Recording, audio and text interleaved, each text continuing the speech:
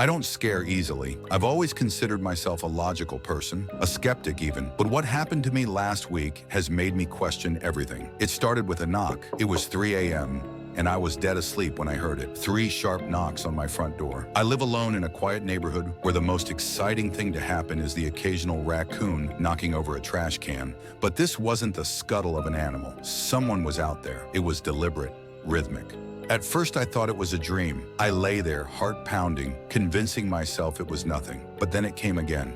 I grabbed my phone and checked the security camera feed. The porch light flickered faintly, casting eerie shadows, but there was no one there. Just the empty street and the stillness of the night. Probably a glitch, I muttered, though my voice didn't sound as steady as I hoped. I put the phone down and closed my eyes, determined to ignore it. But just as I was about to drift off, the knock came again, this time louder, more urgent. And then I heard it, a voice. Please help me! It was faint, almost a whisper, but enough to send a chill down my spine. I froze. Every instinct screamed at me not to open the door. But what if someone was really out there? What if they were hurt? Against my better judgment, I got up, grabbed a flashlight, and crept toward the door. "Who's there?" I called out, my voice shaking. No answer, just silence. I hesitated, fingers hovering over the lock. Then I said it again, louder this time. "If you need help, say something." And then the voice spoke again, but this time it came from inside the house. I'm right here. My heart stopped. The fear spiked down my spine like a shot of adrenaline. Out of fear, I quickly looked around desperately, hoping to be in a bad dream. The beam of light darted across the living room, the kitchen, the hallway, empty. Every shadow seemed to stretch and crawl toward me. I backed up until my hand hit the door,